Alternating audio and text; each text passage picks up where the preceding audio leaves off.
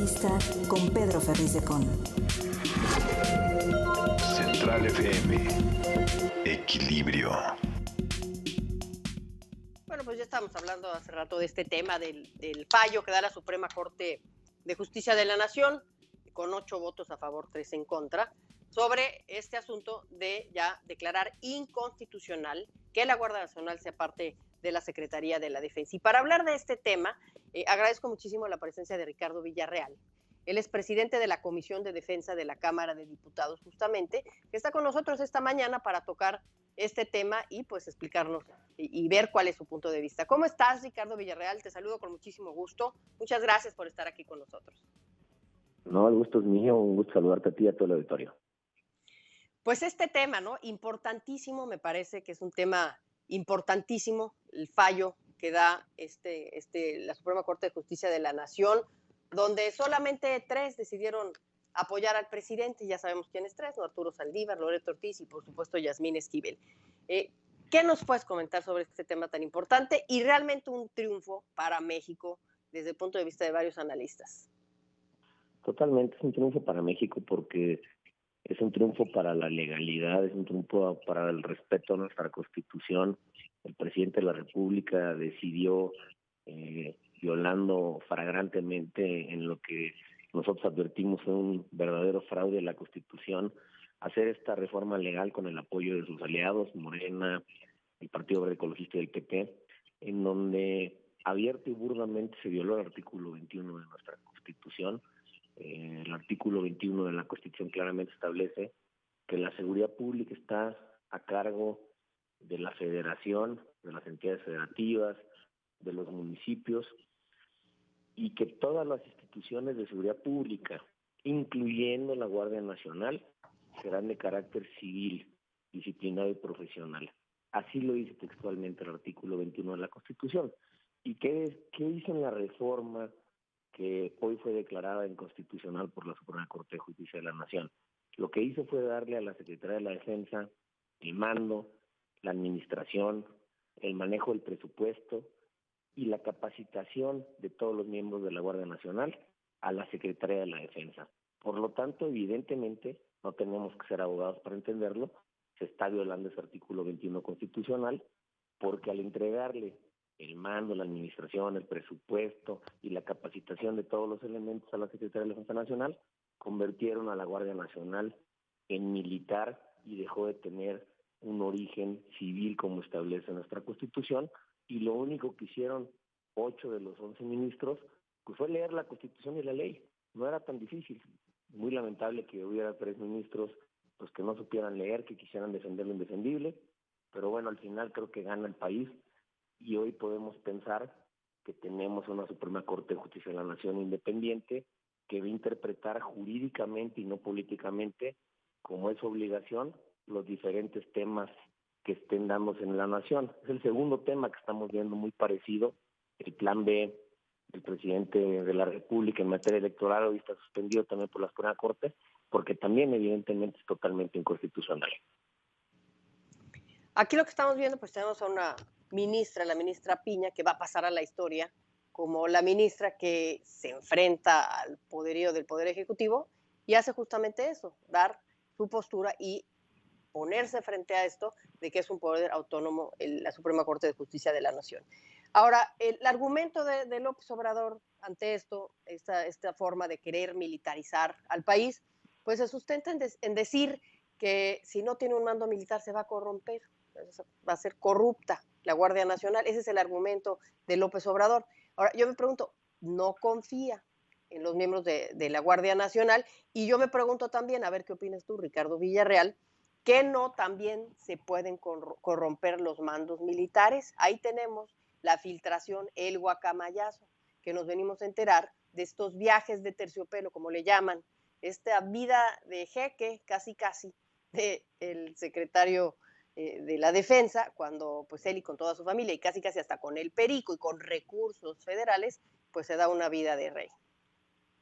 Pues mira, lo más lamentable es que él no confía en su propio gabinete. Parecería ser que él no confía en su secretaria de Seguridad Pública y que cree que si la Guardia Nacional depende de ella, entonces se va a corromper Eso es lo grave, porque al final del día las autoridades civiles hoy en el gobierno federal las encabeza el señor presidente de la República. Eso es lo lamentable, porque al final las Fuerzas Armadas han estado en nuestro país por muchísimos años, han estado con el PRI, con el PAN, hoy con Morena, y seguramente mañana estarán con otro presidente o presidenta de la República. Y lo que el presidente es increíble es que no confía en sus autoridades civiles, que el presidente de la República, por incapacidad de llevar a cabo sus funciones, todos los días le recarga más obligaciones a las Fuerzas Armadas. Cuando ha tenido la incapacidad de comprar y repartir medicinas, le encarga esas atribuciones a las Fuerzas Armadas. Cuando ha tenido la incapacidad de regular y administrar los puertos y las aduanas, se las encarga a nuestras Fuerzas Armadas. Cuando ha tenido la incapacidad de construir sus obras faraónicas que no sirven para nada, se las encarga a las Fuerzas Armadas. Y ese es el problema. Tú no le puedes recargar por tu incapacidad como autoridad civil las funciones que te competen a ti, a las Fuerzas Armadas, porque evidentemente a ellos no les compete hacer todo esto, y por supuesto, y estoy convencido, a las Fuerzas Armadas no les compete pacificar al país. Esa es una obligación de las autoridades civiles, porque además la pacificación del país no es solamente el uso de la fuerza, es la construcción de oportunidades educativas, de salud, de espacios públicos de calidad, de espacios de oportunidades laborales, de generar un ambiente digno en los municipios, y por eso tienen que ser las autoridades civiles las que se encarguen de reconstruir el tejido social y, por supuesto, de la prevención de los delitos y de la sanción a los criminales.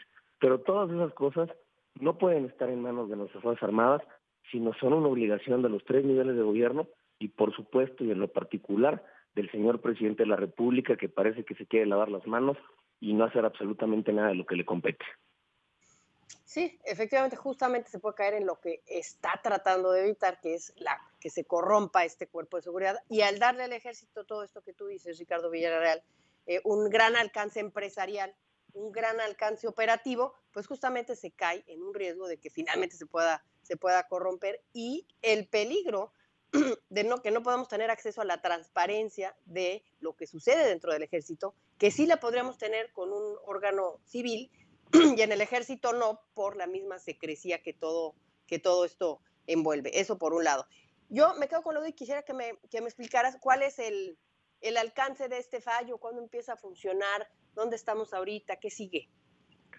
Ese es precisamente uno de los graves problemas, ¿no? Por un lado, el presidente básicamente lo que está diciendo es, pues a mí me da igual, ok, todo va a quedar en la Secretaría de Seguridad Pública, pero va a seguir siendo un general el encargado de la Guardia Nacional, y al parecer de facto, aunque jurídicamente se quede adscrita a la Secretaría de Seguridad Pública, pues de facto va a seguir igual militarizada totalmente la Guardia Nacional. Ya incluso el presidente anunció una iniciativa que habrá de presentarnos para que se modifique el artículo 21 de nuestra Constitución, y creo que pues seguirá siendo un tema que tendremos que seguir debatiendo, porque si el presidente en los hechos, de manera real, no, vamos a, si me permite la expresión, civiliza la hoy militarizada Guardia Nacional, pues entonces tendremos que ver con la propia Suprema Corte de Justicia de la Nación que se ejecute y se cumpla la resolución que se dio el día de antier, porque creo que el presidente es muy dado a dar a tole con el dedo y a seguir haciendo lo que él quiere, violando nuestras normas. Ojalá y no sea el caso. Si dice que va a acatar, que acate realmente, porque, insisto, hoy el mando, el presupuesto, la capacitación de todos los elementos, la administración de la propia Guardia están en manos militares, y no solo eso, el 99% de los elementos de la Guardia Nacional el día de hoy son de origen militar. Entonces, pues creo que es un reto muy complejo.